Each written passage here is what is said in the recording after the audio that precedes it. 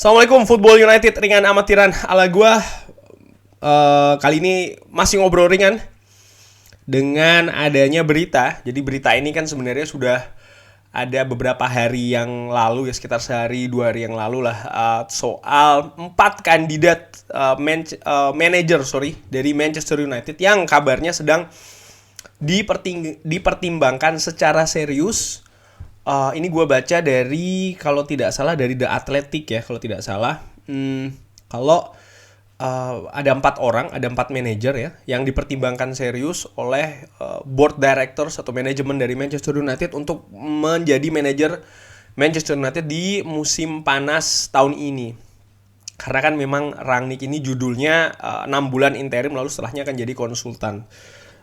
Masih belum jelas sih memang apakah Rangnick akan lanjut atau tidak, tapi dikabarkan sekali lagi dari Athletic ini ada 4 calon manajer, dan salah satu alasan yang cukup kuat ini adalah Manchester United mencari sosok manajer yang berpengalaman di Eropa, artinya membawa tim ini berkiprah di level Eropa ya, kompetisi Eropa. Oleh karena itulah 4 nama ini menguat ya.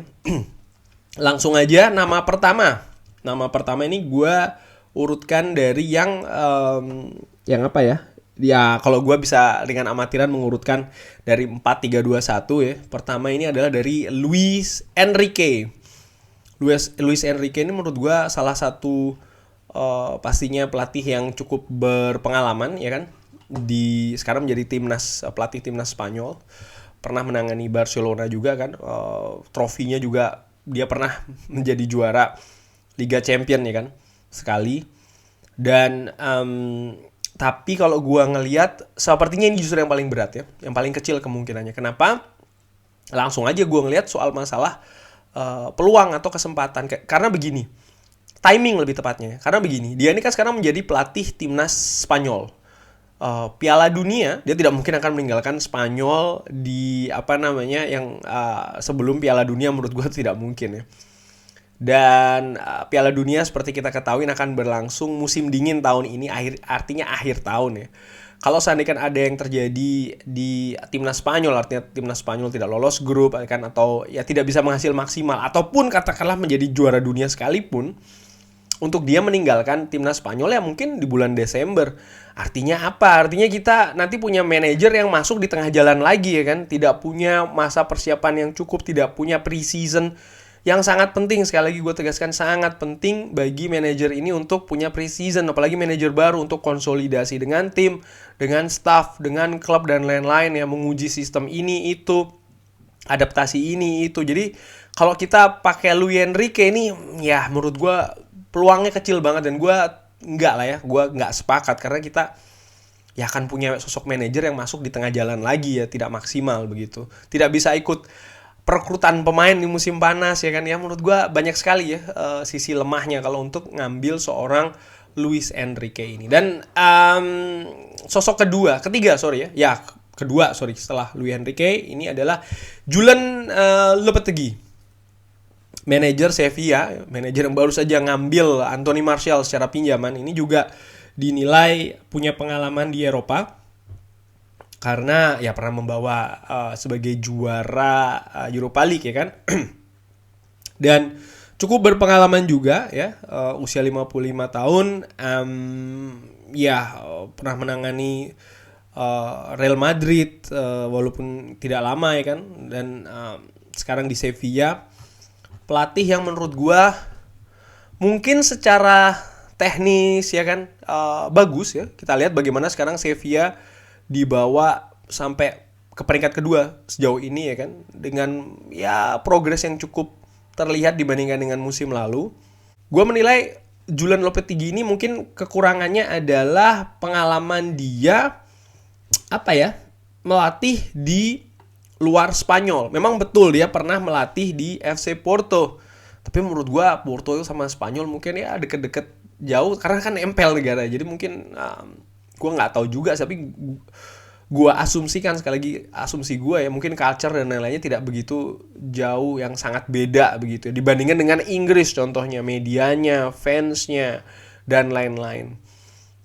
Julian Lopetegui juga pernah melatih tim besar ya, seperti Real Madrid, atau at least paling tidak pernah berada di tim besar seperti Real Madrid, walaupun untuk jangka waktu yang tidak cukup panjang.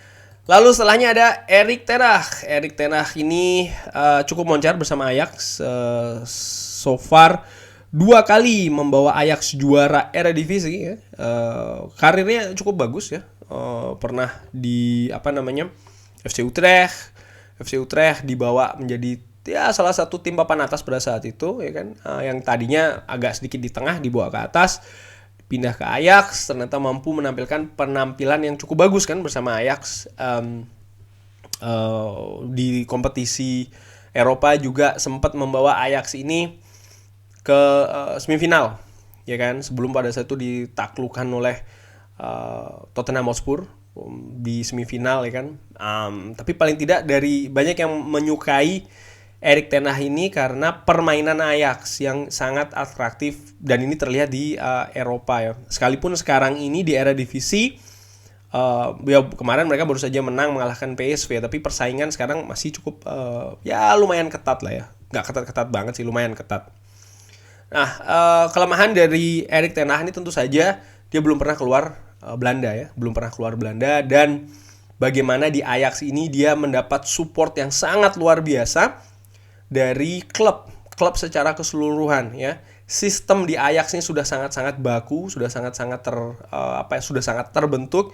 Bisa dilihat tim asisten kepelatihan dari Erik ten Hag ini Ajax banget, kalau gue bisa bilang mayoritas Ajax banget dari timnya Ajax sebelumnya ya, kalau gue lihat ini. Lalu bagaimana sosok Mark Overmars, bagaimana bosnya dari Ajax itu adalah Edwin van der Sar ya kan, sebagai salah satu direkturnya ini ya, sosok yang ngerti bola banget ya, mantan pemain bola juga kan, mantan pemain Ajax juga. Ini kolaborasi dari kesemuanya ini menurut gua yang membuat Erik ten Hag ini bisa tampil bagus, membawa menahkodai Ajax. Apakah ketika nanti dia pindah di Manchester United orang-orang ini akan ikut juga kan?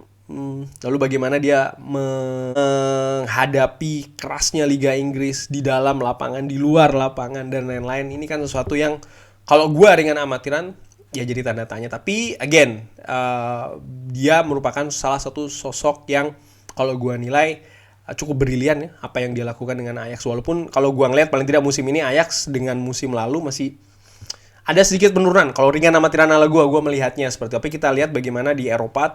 Ini kalau gue lihat di kompetisi domestik ya. Tapi kalau ngelihat di Eropa, ya Ajax masih sangat dikdaya bagaimana mereka bisa lolos group stage dengan cukup perkasa. Dan menurut gue mungkin ya ringan amatiran ini yang jadi faktor pertimbangan ya dari manajemen Manchester United, direktur Manchester United melihat ini tadi. Erik ten Hag bisa membawa Ajax cukup perkasa.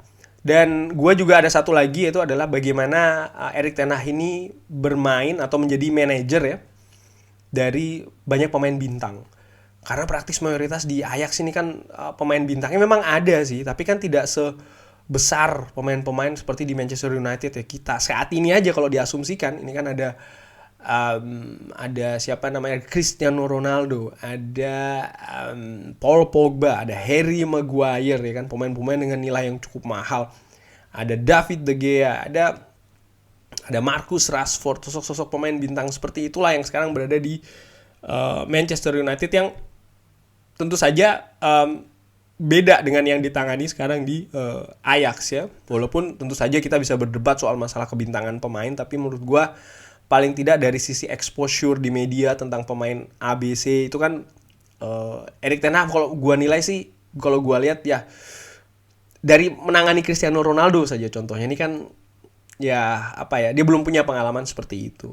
Nah sekarang calon lainnya Mauricio Pochettino, belum ada piala yang cukup menonjol ya bagi Mauricio Pochettino ini. Karir kepelatihannya menurut gue cukup bagus di Southampton ya kan. Bisa membawa Southampton ini menjadi tim yang ya pada saat itu cukup drastis ya perkembangannya. Di Spurs nyaris menjadi juara. Sayang sekali menurut gue dia tidak mendapatkan backup yang cukup bagus di Spurs, sehingga akhirnya dia harus selesai ya kan. Di Paris Saint-Germain dia juga belum so far kan kayak ya liga domestik musim lalu dengan skuad yang cukup bertabur bintang ini dia tidak bisa membawa juara, dan dia juga sebenarnya kan diinginkan oleh pemilik kalau tidak salah atau manajemen PSG ini bisa membawa PSG paling tidak juara di Champions League, walaupun ini kan juga diragukan gitu. Tapi dia punya pengalaman nih melatih di Liga Inggris, sesuatu yang tidak dipunyai oleh 3 calon yang lain. Di samping itu juga menangani pemain bintang. Bagaimana dia sekarang ini, ya kita lihat sendiri pemain bintang di PSG ini kan cukup banyak. Dan dia punya pengalaman, punya metode menangani pemain-pemain tersebut. Dan kalau gue pikir ini merupakan hal penting. Dan so far terlihat cukup bagus. Paling tidak kalau gue ngelihat dari penampilan PSG sendiri ya. Di Liga Domestik paling tidak mereka masih ada di puncak ya kan. Champions League memang betul mereka tidak lolos sebagai juara grup ya kan, tapi